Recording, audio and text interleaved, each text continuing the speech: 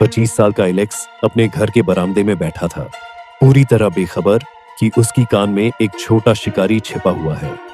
दिन भर जो गुदगुदी सी हो रही थी, उसे लगा बस कोई बाल अटका होगा, पर असल में एक छोटी मकड़ी उसके कान के अंदर एक नाजुक सा जाला बुन रही थी, जिसकी रेशमी चमक माइक्रोस्कोपिक कारीगरी जैसी थी। शाम होते होते एलेक्स अचानक चौंक कर उठ बैठा। उसे कान के अंदर से एक अजीब सी आवाज सुनाई दी, जैसे कोई कीड़ा फंसकर भिनभिना रहा हो। उसने घबराकर अपने कान को जोर जोर से थपथपाया। तभी उसने महसूस किया कि कुछ हिला। मकड़ी ने अपना शिकार पकड़ लिया था। एलेक्स की सांसें तेज हो गईं। वह बाथरूम की तरफ दौड़ा और शीशे के सामने जाकर अपना सिर झुकाकर देखने लगा, लेकिन कुछ दिखाई नहीं दिया। गुदगुदी अब दर्द में बदलने लगी थी।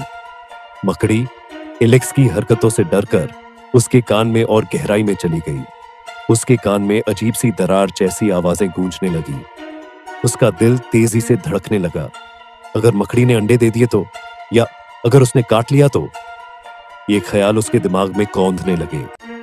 अपने डर को संभालते हुए एलेक्स ने एक टॉर्च उठाई और उसे अपने कान में चमकाया।